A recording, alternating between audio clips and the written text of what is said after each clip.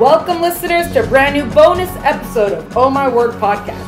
And today we have a special guest with us. We have author Natalie Lund. So everyone, welcome, Natalie. Welcome. Thank you. Thank you so much for having me. I'm excited to be doing this podcast. Yay, we're excited to have you. So let's just dive right in. You're an author, and so far your books have been, I believe, young adult books. So how did you get into all this? I'm going to be an author. I'm going to write for young adults. How did all that come about? I have always loved writing.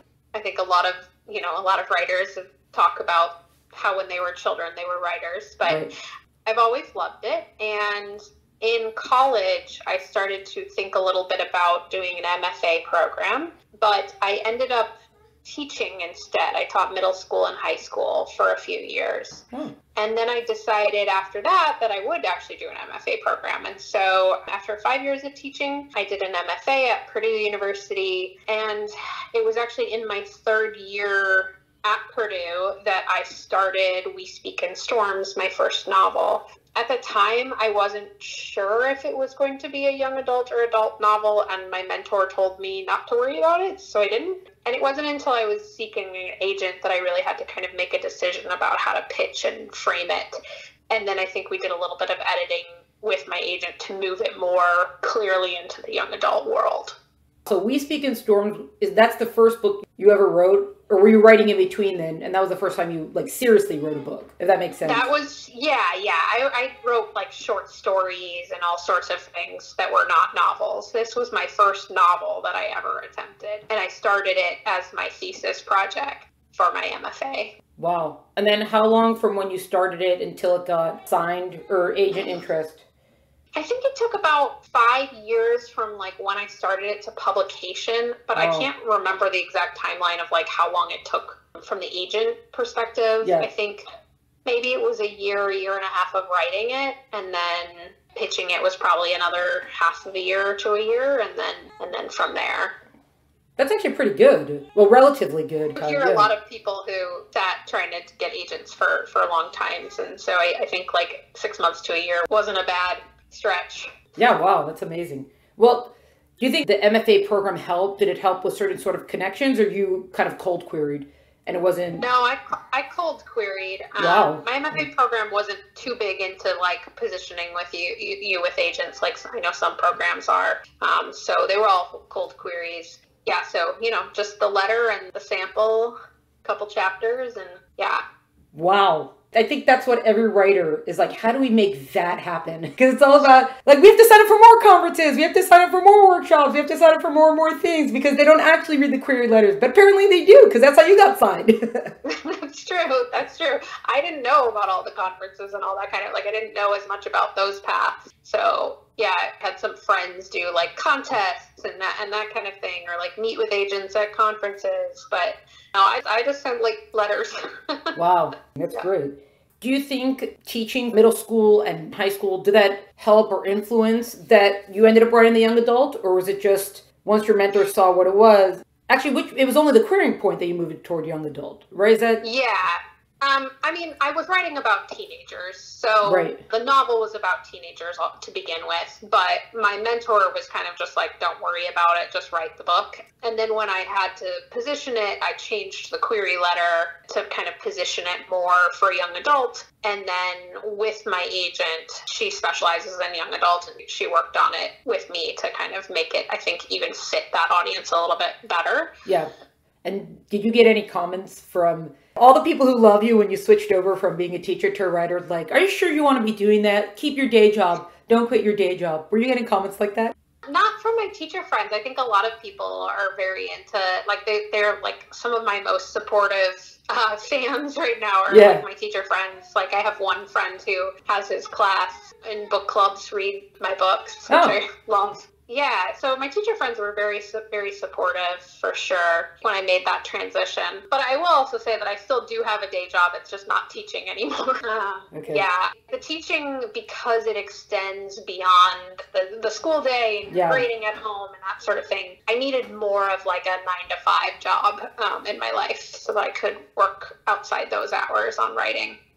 Oh, yeah, that's a good point. Even though you do say in writing groups that I've been part of, a lot of people are teachers. They all want to be either writing the books that they wish they saw in the classrooms or just because they have such a love for reading that they're the ones who are also trying to do the writing. So I guess that makes sense that your teacher friends would be like, yay, go write, fulfill the dream. Yeah. Yeah, exactly. And I do actually, I was thinking I have a young adult novelist friend who is a teacher, and I don't know what her writing times are, but I'm sure she gets a lot of it done in the summer. Right. I did speak, well, it's actually Jonathan Jans. Everyone could go back to that episode. So he does most of his writing in the summertime because he is a high school teacher, and that's just the way it works out. Yeah. So I've only read We Speak in Storms, but from seeing the description about the sky above us, and then we have no description yet for the next book. So this question might be irrelevant at this point, but it seems that they both have similarities in two regards. One is that it seems like they're both multi-perspective books, and they both have kind of, do we call it like a supernatural element or like a beyond this world sort of element to it? Yeah, I think like originally they pitched it kind of as like young adult magical realism kind of, but I don't really have like a name for it. But yes, there is a supernatural element in both of them.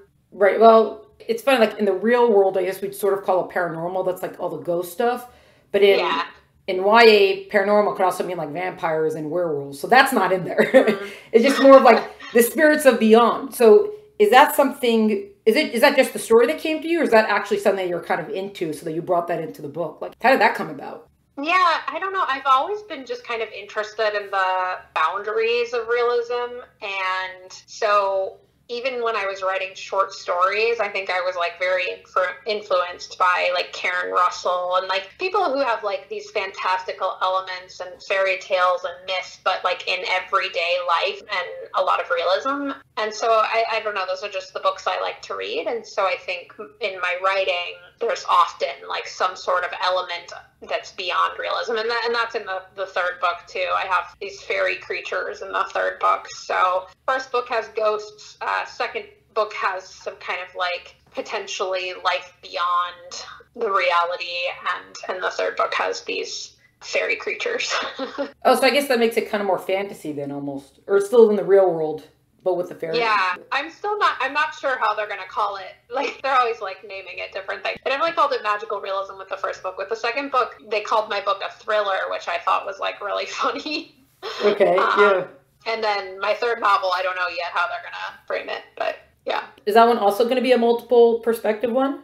It is, yeah. I can't write it another way. I have to write in multiple perspectives. Are you trying to just see the same story through different eyes? Because theoretically, you could do that as a third, the omniscient narrator sort of thing. You could, but that's not, you have specific characters that you're seeing the story through their eyes. So yeah, I think there's like kind of a couple answers to this. One is that like, I think because my background is writing short, like I wrote flash fiction, I wrote short stories. For me, I just get to where I need to be in like a different mind space because I'm done with the mind space I was just in.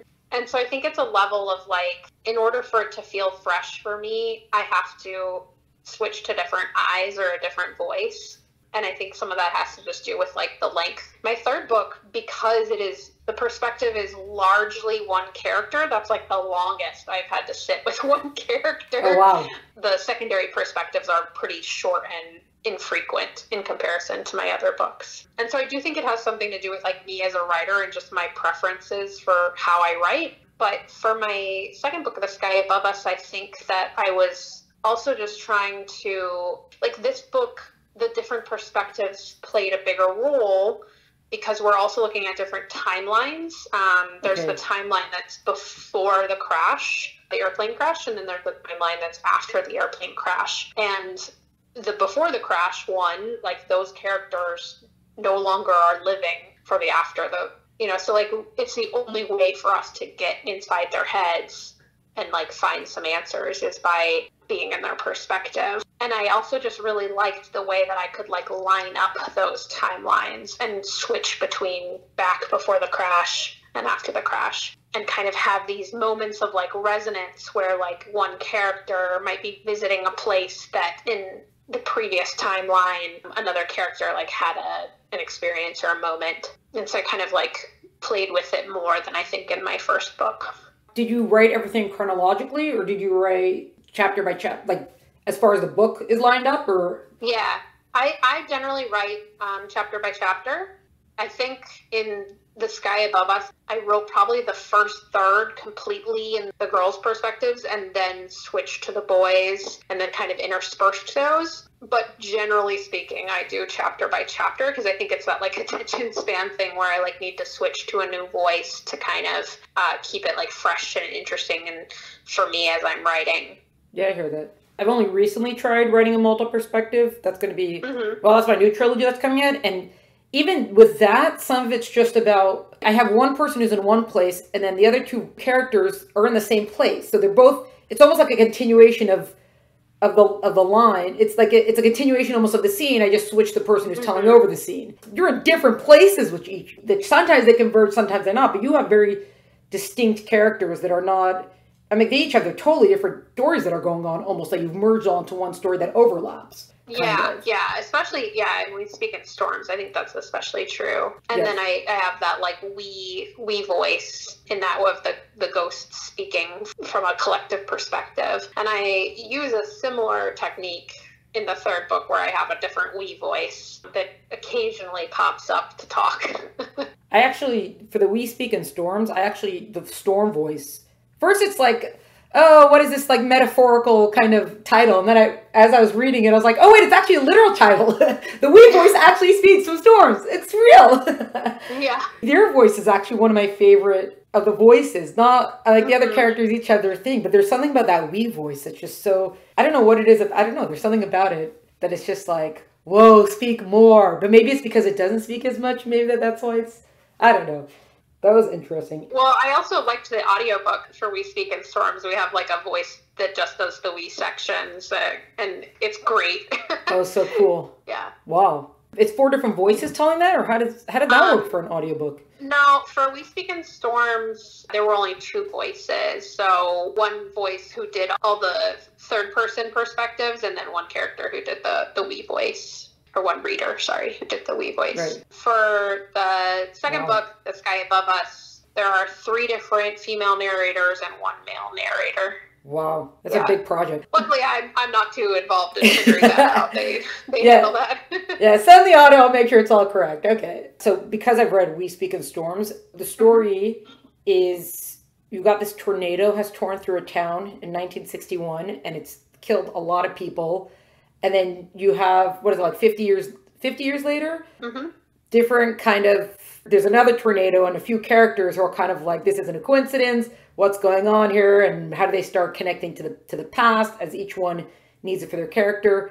Every time they mention the tornado, my heart's like breaking all over again. I'm like, why did the tornado take all these kids? How did you come up with an idea like that? Is this something that just like blossomed? Were you ever in a tornado? Or like, how did that whole idea come about? Gosh, that is a good question that I'm not sure I remember the answer to. I know, okay, so the present tornado that the 3 characters, the 3 protagonists, like, interact with, that idea was there for a long time, where I knew that I wanted this event to happen and for them to kind of, like, be piecing together what happened. And the car hitting the turbine was, like, just this central image that I had in my head for like probably years before that. When I decided that I was going to have a past tornado that is like this past part that they're grappling about, I really don't remember. I did add the we voice a little bit later in the drafting, not super late, but a little bit later. And so I think it probably at some point it like occurred to me that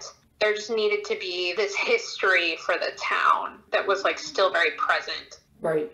I mean, that's an intense history. And then just the idea that you have this small town of it's like a really tight small town. Is that something like, okay, let's just keep the story contained in this little area? Or is it like, did you drive through a small town once and you're like, this is it. This is the town where the tornado will be? No, I grew up in a small town in Western Illinois that town is very closely based on. Oh, no. Yeah, and actually, I like have to write about small communities in a weird way because The Sky Above Us, which is not in the Midwest, but is set in the Gulf Coast, I set on a small island. Okay. So it's another small town, just one that I didn't grow up in. And then my third novel is also set in a small town, and I live in a large city and have since I've been an adult. But I think it's just, I'm like drawn to the experience of living in a community where people are known in such a way, but then there's also like a lot that's under the surface and isn't known. Right. And then your three protagonists that you have, Joshua. Mm-hmm. It's actually funny because I know a Joshie who's got red hair and freckles. That's the end of the similarity. But I was like, hey, I know Joshie. So there's Josh who's like 15, so he's just sort of started high school and he just came out. And then you have Brenna, who feels like an outsider because she's like half American, half Mexican. She kind of feels like she's on two things. And then you've got Callie, her mother is dying. So that also makes her feel like an outsider. So you got your three outsiders, even though it's kind of different because for Brenna and Joshua, their outsiderness is kind of, I don't know what the right word for it, but it's almost like for Callie, her mother dying is not, like it's not her own self almost. And for the other two, it is like it's their selves. So it's interesting that she's sort of like them, but also not in that regard of what she's grappling with is just so out of her. Like there's really nothing. It's not be brave that your mother would die. Like, no, like you can't do anything about that. Like you say be brave and be yourself to someone who feels like, oh, what skin am I? But you can't say that to someone whose mother is dying. So how did you choose like, okay, these are going to be the three outsiders? Does that just come to you, or you very specifically went looking for them? Yeah, I knew that they were all going to be outsiders, and I think probably Callie came to me first. And like my mom has cancer and has had cancer, like bouts of cancer through basically since I was like a child. Wow. And so I think that I was just like probably working through like some of that experience with Callie. For Brenna and Josh, I mean, for Josh, like I wanted like weight to be another thing, also something that like I've experienced. And for Brenna, I don't know, she just came to me. Okay. And also I think like, especially in the region where I grew up, that sort of outsiderness was like, like it's a primarily white communities. And so I think that was part of that experience. And so, yeah, I think like each of them just kind of like came to me as I was learning their voices. And each of them also came from their own short stories that I'd written. Okay. Yeah, and they weren't together in those short stories. So they were like completely disparate people. Right. And I liked them each and kept them for the novel. Yeah. Yeah, because then you also have... Okay, there's a little bit of spoilers ahead. So everyone be warned. The three people who come and help them are also sort of outsidery sort of people, which part of it is just in the age that they lived in. Even though the person who comes to help Callie, or Ellie or Eleanor, she's not so much an outsider. She's just... It's actually just the one random adult that you brought in.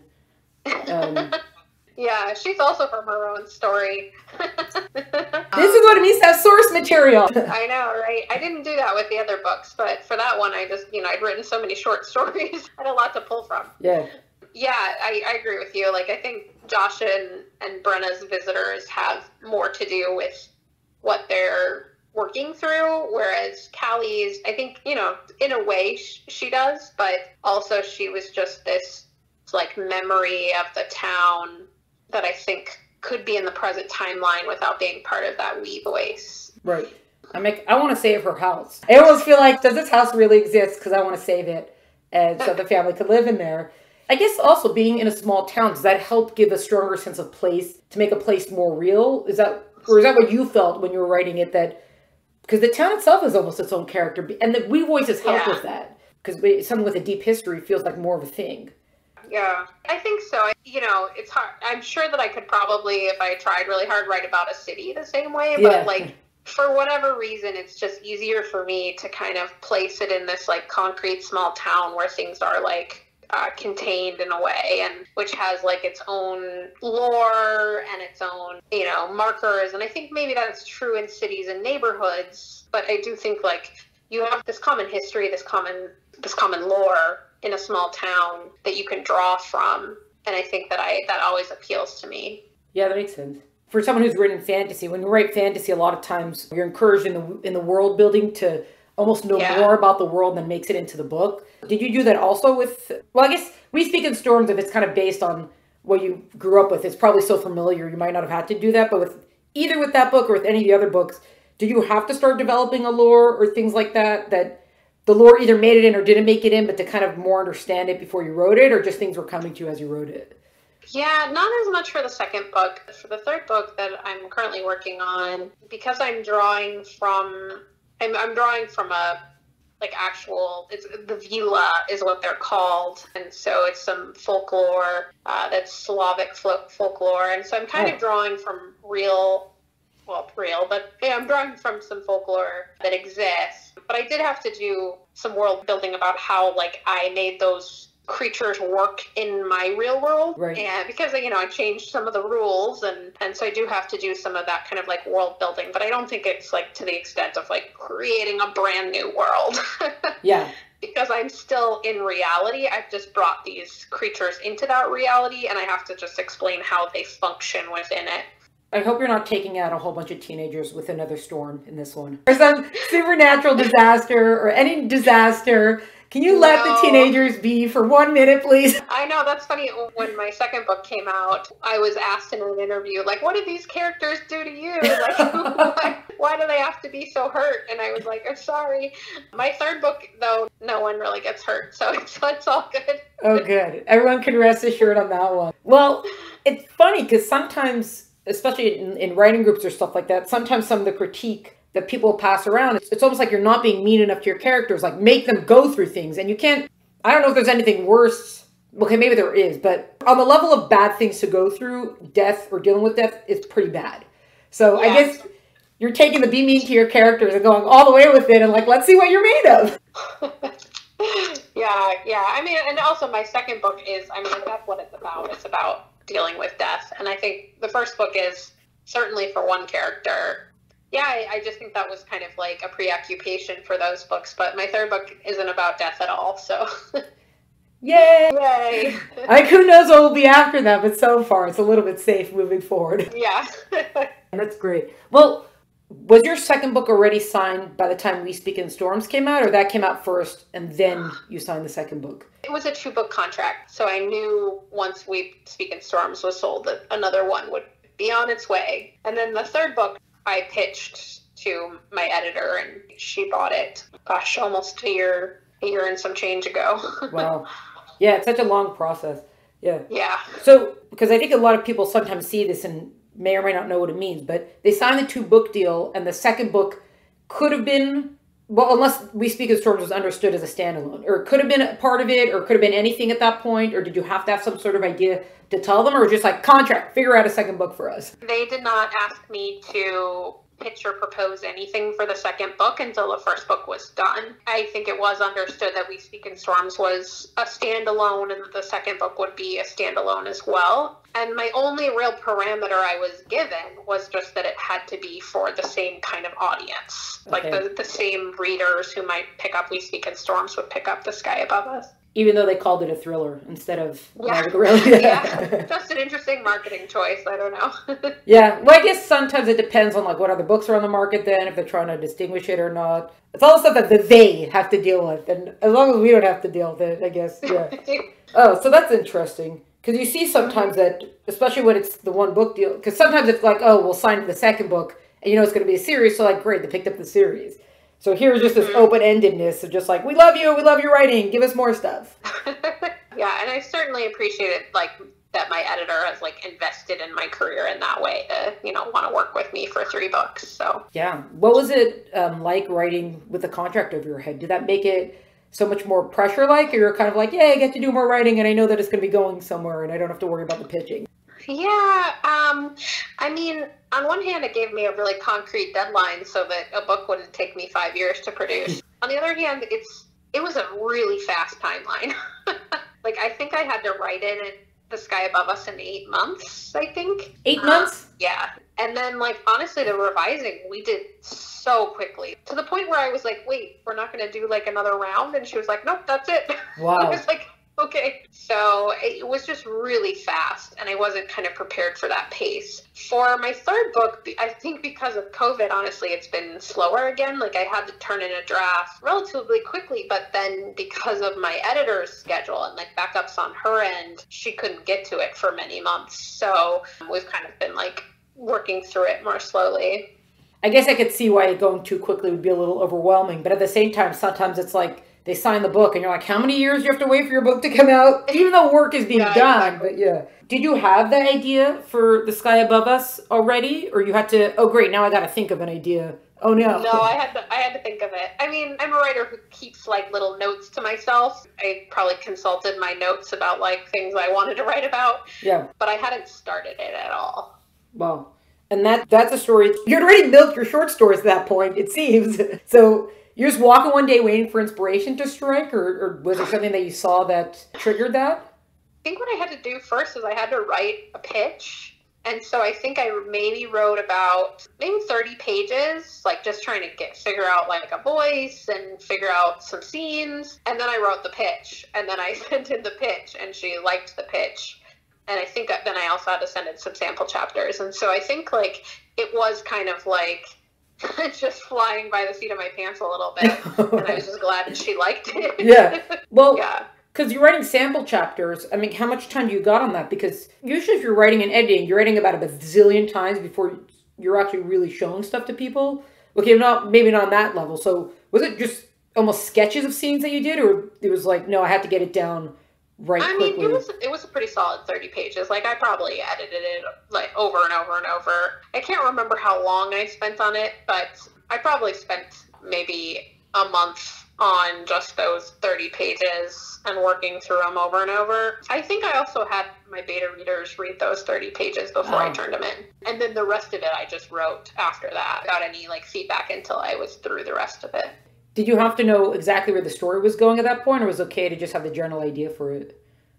It was okay for me just to have the general idea. For my third novel, she wanted a summary. It's the first time I'd ever had to think through the entire book before it existed. And I'm not a plotter or a planner. I'm like a writer who just writes scene by scene and kind of feels it out and then goes back and fixes things. And so it was actually a challenge for me to write an entire summary. And then when I was actually writing the book, I probably scrapped like 75% of the summary. So. Well, it did what it needed to do, I guess. Yeah.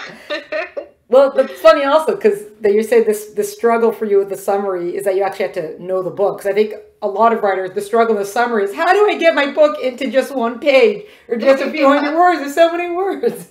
Yeah. Summary, are you more of like a plotter, or do you figure it out as you go? Yeah, I'm more of a pantser, even though I like to have a general structure. So usually if I know where I'm headed with it, if I know my ending and I know kind of the 2 or 3 major points that have to get to the ending, then usually I'm like, okay, now I could start. And then sometimes I'll be ready to start, but I never actually thought of the beginning. So I'll get stuck. I'm like, how did I start this now? Because I know where I'm going and I kind of know what I need to do to get there, but how do I start it? So, yeah, that generally works better for me. I wrote once without having, like, I knew the first scene and I knew the last scene, but I knew nothing in between. I think the book came out okay. I mean, it's in editing stages now, but I don't know that I want to relive that experience. Because that was very, what? I don't know what to write anymore. How do I get there? Yeah. Oh, and then, okay, one more question, and then we'll do the wrap up. When you mentioned beta readers, is that I actually have a team of beta readers, or just kind of like my people that I send things to for feedback? Just my people. I'm in this group, we call it Steady Hall. We just share work, and yes, for the past 2 books, they've been my trusted readers who I think they just really get me. Yeah. And so they're often able to see what I'm trying to do and help me get to that point. Yeah. A lot of people sometimes are afraid of showing their work to other people, but the whole point is to have the people who can get you or are familiar with your work or know what you're trying to say, to be able to say, I see what you're trying to say, it's not coming across. Figure it out. Yeah. Wow, that's great. Okay, so we'll wrap up with our fill in the blank of, I love it when writers, editors, agents, books, whatever you want to put in there, stories, do X, and I really don't like it when they do X. So how would you fill in the blank for those? Yeah, I thought about a little bit about this ahead of time. So I love when writers talk about their craft. I'm like a big craft geek, and I'm so curious about how other people do it. Oh. So I like to just read when people talk about their outlining processes or how they approach revision. I just think it's so fascinating. Yeah. And I had a hard time thinking of the don't like, but I just I kind of love to hate cliffhangers. Oh yeah. I just and I know that it's completely understand why they exist, and I know that it's to get you to read the next book, but they're so long between books. Yes! Yes! I find it so frustrating. That's so true. Especially when the series is not all out, and there's a cliffhanger, and writers should just have mercy on the readers at that point. Exactly. And sometimes they'll do that for the second book. Like the first books, I guess, if they're not sure if it's going to be a series or not, or maybe they don't know yet. So the first book sort of wraps up, but not fully. And then the second book will end on like this massive cliffhanger. Yes, it's often the second book, yes. Yeah, and you're like, seriously? Like, I'm committed to the series at this point. I didn't need that. Yeah, exactly. Still gonna read it. Yeah, exactly. And when you said that you like other writers and their craft stuff, is it just more of like a study interest sort of thing? Or have you actually like gleaned, oh, I should try doing that. Because it seems like you already sort of have your process down, so. Yeah, I think it's more just that I'm curious about how other people's brains work. And it's not always that I feel like I can try those things. Yes. But yeah, I think it's more curiosity. Sometimes I hear how other writers work, and I'm like, no. That would not work for me. Yeah, no. Okay, well, very good. Well, Natalie, thank you so much. Thanks so much for speaking with me today, and it was such a treat to have you. Oh, thanks again. It was a lovely conversation. This was a bonus episode of Oh My Word podcast featuring author Natalie Lund. To find out more about Natalie and her work, please visit the link in the episode notes. To find out more about Oh My Word podcast and all the great stuff we're up to, please follow us on Instagram at Oh My Word podcast. Subscribe to us in all the podcasting places so you can get instant episode updates and releases. Or check us out at eltenenbaum.com. Thanks so much for joining us. Catch you next time.